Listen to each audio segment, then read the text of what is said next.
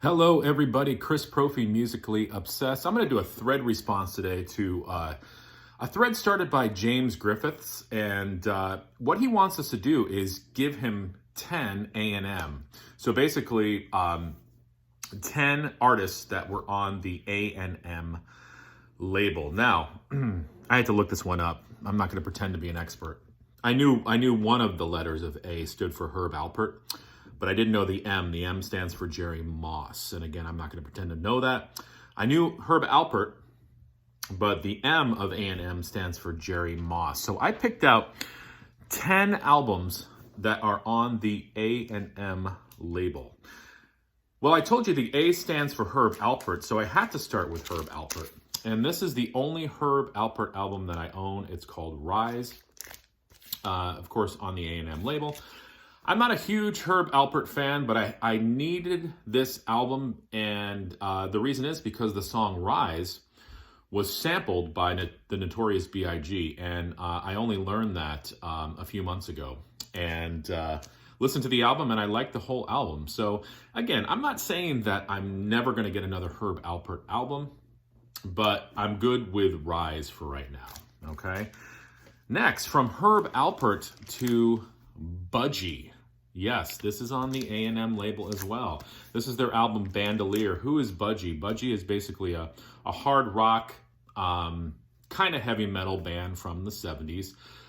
Metallica has covered their songs, and a bunch of other people have cited Budgie as an influence to them, musically, especially in the metal world. If you've never listened to Budgie, check them out. I mean, they do have definitely some heavy songs. I mean, they've got some folky songs too. Some of their early albums had some folk tunes on them. Plus, they've just sort of have some just hard rock songs as well. So check out Budgie. They are on the A&M label as well. All right, next. Mr. Cat Stevens was on the A&M label. This is a custom A&M label. This is his greatest hits. I've shown this album before. What I dig about this record is that you've got a couple songs in here that didn't appear on albums at the time. So you had the song Two Fine People, and also Another Saturday Night. So I don't think at the time that this was released that those songs were available. So they were available on this collection. So very cool stuff. From Cat Stevens to Chuck Mangione. This is his album, Chase the Clouds Away, on the A&M label. I really like Chuck Mangione. I got turned on to him by a friend of mine a couple years ago. He knew I was into jazz, and he's like, have you ever heard Chuck Mangione? And I didn't. So listened to him, really dug it. It's like smooth jazz and sort of kind of, you know, the typical 70s, 80s production of like a jazz sound, but not to the point of cheesiness. I really dig Chuck Mangione. I've got a lot of his CDs. This is the only album I have of his. So very cool. Chase the Clouds Away. Next. You guys know I'm all over the place, right? So from Chuck Mangione to Keel. Yeah, Keel, the hard rock heavy metal band from the 80s led by Ron Keel. This album was produced by Gene Simmons.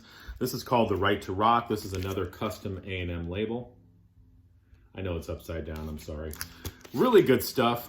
Keel sort of gets lost in the shuffle when we're talking about hard rock from the 80s, but definitely a band to check out if you are into them and like if you're into that sound. And like I said, Gene Simmons produced this album, so you know it definitely has that Kiss connection. All right, along the lines of hard rock, here's Nazareth playing the game. This is a promo copy, a white A&M label. Excuse me. Love Nazareth. Been listening to a lot of them lately as well. This is a great album. You know, and you guys know Nazareth, right? You know, the hard rock band from the 70s. And, you know, of course, they made albums into the 80s as well. Really good stuff. What I like about Nazareth is each album was a little bit different. They definitely tried to expand their sound and broaden their sound. throughout the years, sort of, to kind of meet whatever those expectations for that musical year were. So you're never going to hear the same thing with Nazareth. I need to pick up their first couple albums. I do not have those. Reading them, I guess they're more of sort of like, kind of a almost proggy sounding, maybe even akin to like Judas Priest Rock'n'Rolla or Scorpions Lonesome Crow. So I got to listen to those first couple albums by Nazareth. But this is a great album, Playing the Game. All right, next. Who didn't have this album? Frampton Comes Alive. This is on the A&M label as well. Yeah, I just actually picked this up a few months ago. Never really listened to it that much. I really like it though. I was talking to, well, not talking to, but Logan from Swellheads wrote me and said that, good copies of this are actually getting harder to find. And so I was happy that I picked up a really good copy of this classic live album. I'm kind of bumming that I didn't go to see him. He played locally probably, I don't know, 5-6 years ago. And I didn't go to see him. I wish I would have gone to see Frampton. That would have been a great show. All right, next. Styx. This is another album that Logan from Swellheads told me is getting harder to find because of the inners on this, and I'll show you that in a second. But there's like a custom A&M label with Styx written on it. And let me show you what Logan was talking about. And I didn't realize this because I had this on CD. I didn't realize the vinyl had this, it opens up and it has this silver inner sleeve that the album goes into. So I guess it's getting actually harder to find copies that are in good condition all around. So I'm happy that I have that. Now, these last two, I don't think I'm really cheating, but it was hard to find like just straight ahead A&M.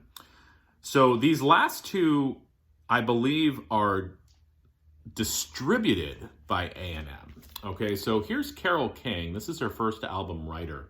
And this is on the Ode label. But on the label, it actually says distributed by A&M. Okay, so I guess Ode was owned by A&M. I'm not sure. I'm not going to try to pretend to be an expert on that. But, I did look up A&M and saw that Carole King was on the roster. So I'm putting this album in there, Carole King, Writer. If you only know Carole King from Tapestry, check out this first album. I've talked about it before. It's sparse instrumentation, and there's even a little bit of psych in there as well. So Carole King, she's kind of looking like the cover of the first Black Sabbath album there a little bit. Just kind of picture a church behind her, right? Very cool stuff. And the last one, again, this is distributed by A&M, and it's on IRS. I believe IRS was a part of A&M, and James Griffiths, you can correct me if I'm wrong, but this is the Go-Go's Beauty and the Beat. Here's the label, IRS, and it also says, on here, manufactured and distributed by A&M Records. So Go-Go's.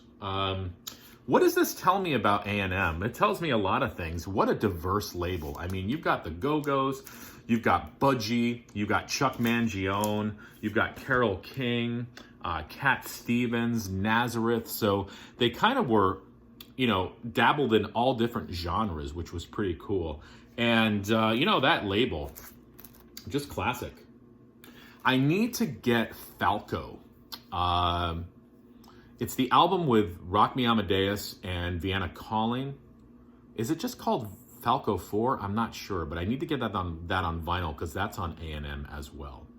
All right, so listen, hopefully you enjoyed this video. Thank you to James for starting the thread, and enjoy the rest of your Sunday and listen to music.